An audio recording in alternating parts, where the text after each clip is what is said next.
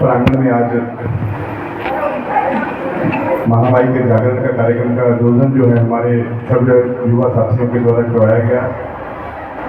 इसके लिए मैं इन सबको बहुत बहुत बधाई और शुभकामनाएं देना चाहूँगा। और आप जो है कांगड़ा से यहाँ पर एक बहुत बढ़िया कलाकार यहाँ पर जो है इस कार्यक्रम का जो है आप इसका साथ दे रहे हैं। बहुत अच्छे कलाकार यहाँ पर आपने पहले गया उसका सुजीत जी अब यहाँ पर अपनी कला से सभी मनमोहित कर रहे हैं। आपका बहुत बहुत यहाँ पर आने का स्वागत करता हूँ। और मैं आज शिमला से दोपहर को 2 बजे मीटिंग थी। 2 बजे मीटिंग अटेंड करने के बाद यहाँ पर मुझे पहुँचने पर पता लगा कि आज यहाँ पर जो है आज महामाई का जागरण का कार्यक्रम है।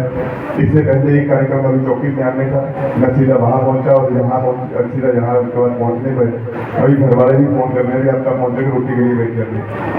तो उनको पता है खैर कि मेरी ड्यूटी जैसे ही है तो ड्यूटी का समय नहीं है, ना घर पहुंचने का समय, ना घर से निकलने का वो समय। क्योंकि ये जो समय है जो लोगों ने मुझे दायित्व दिया है ये माता चिंतपूर्णी जी के आशीर्वाद से दिया है।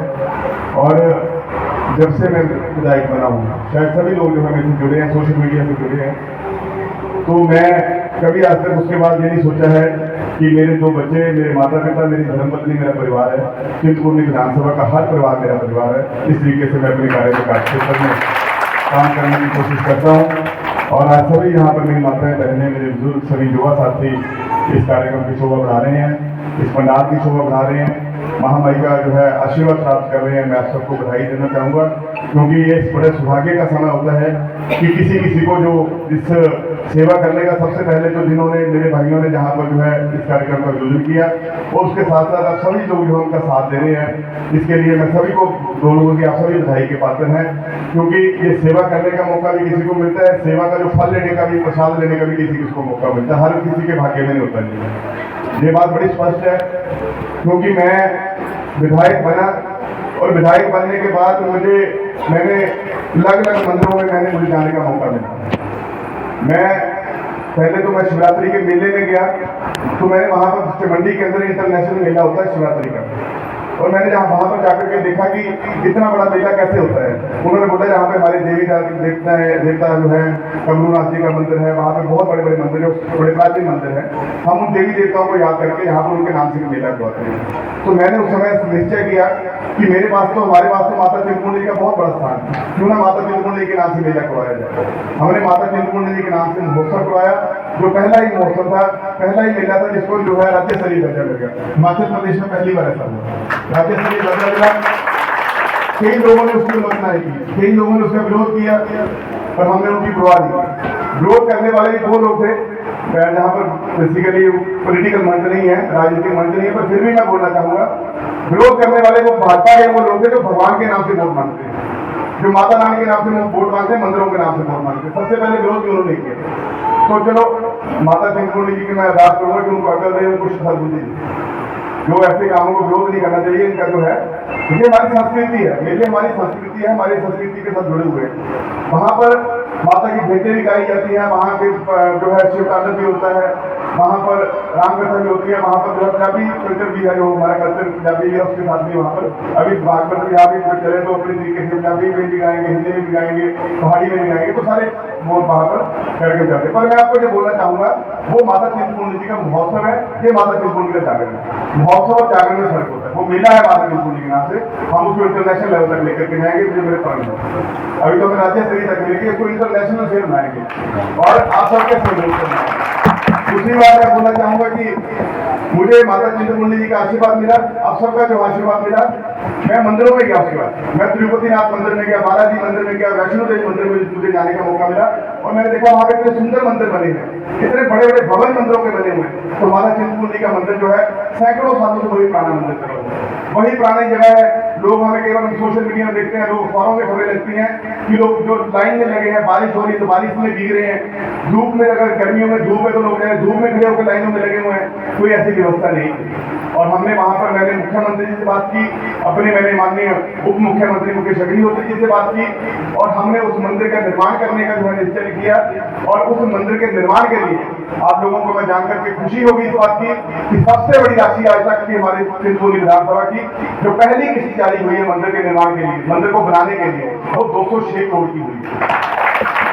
206 करोड़ की पहली राशि हमने मंदिर के निर्माण के लिए जारी की। अब मंदिर का काम जो है उसकी तोड़ फोड़ शुरू हो गई है। मतलब जो साइड वाली दुकानें हैं मंदिर के, तो जो यहाँ पिंडी है वो तो ऐसे ही है। तो जो आसपास का जो एरिया था, जो लोगों से हमने खरीदा, हमने उसकी जो है लोगों को हमने उसकी सरकार से पैसे दिए, पैसे देकर के हमने जो है खरीद किया, उसकी तोड़ फोड़ जो है शुरू हो गई है। अब वहाँ पर जाकर के देखेंगे कि उसके दोनों से काम चला हुआ है। 206 करोड़ की इस समय पहली जारी है।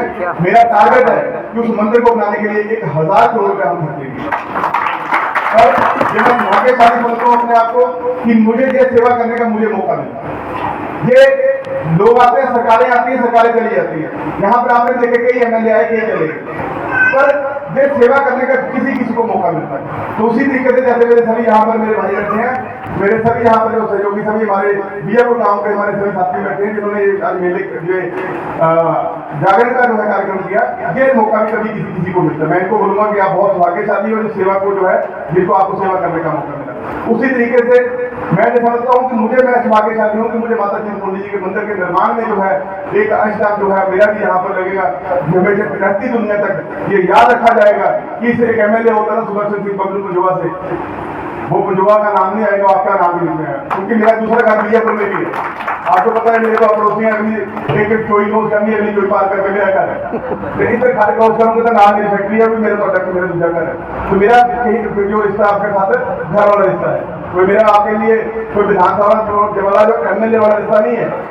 मैं लोगों के लिए, लोग जो है लोगों के लिए मैं कोई एमएलए हो सकता हूँ, और लोगों के लिए आप लोगों के वोटर भी हो सकते हैं, पर मेरे लिए आप मेरे वोटर नहीं, मेरे परिवार के सदस्य हैं। अभी मैं आप लोगों के बीच में, आप जब चाहें जब मुझे बोलते हैं तब तक आपके बीच में खड़ा हूँ। आप मुझे आधी रात को बोले, मैं आधी रात को, आप मुझे सुबह मेरे पास 6 बजे आए, 7 बजे आए, आपने देखा है कि मेरे पास आने का कोई समय नहीं है। किसी के पास कोई मुझे खड़ा होकर आदमी ये बोले, 3.5 साल में एक भी आदमी मुझे बोले कि हम आपके पास काम करवाने के लिए आए थे, आपने पूछा कि आप कौन हैं, आप किस पार्टी से हैं, आपने मुझे वोट डाली या नहीं डाली, एक भी आदमी मुझे पूरी विधानसभा में खड़ा होकर बोले कि मैंने कभी इससे किस तरीके में किसी से बता दिया। क्योंकि मैं आप सबका विधायक हूँ, विधायक नहीं, मैं आपका बेटा हूँ, आपका भाई हूँ। मेरा शुरू से ज्यादा था, इलेक्शन से पहले आप सुनते थे कि नेता नहीं बेटा, मैं आज भी आपको ये बात बोलता हूँ, मैं आपका भाई हूँ, आपका बेटा हूँ। जब चाहे आप मेरे पास कोई काम करवाने के लिए आ जाए, मैं हमेशा आपके साथ खड़ा हूँ, दिन रात आपके साथ खड़ा हूँ। और ये मैं ज्यादा मैं बोलता हुआ आपका बहुत अच्छा व्यवहार सुनील जी, जो आपका जो है कार्यक्रम का जो आगे बढ़ा रहे थे, आपने जो खान मुझे बीच में समय दे दिया। मैं तो महामारी का दरबार है, जहाँ तो वैसे राजनीति की बातें नहीं करनी चाहिए, पर मुझे ये बड़ा अच्छा लगा कि आप लोगों के साथ में मेरी ये बात हुई है कि 200 सीटों की राशि से भी बड़ी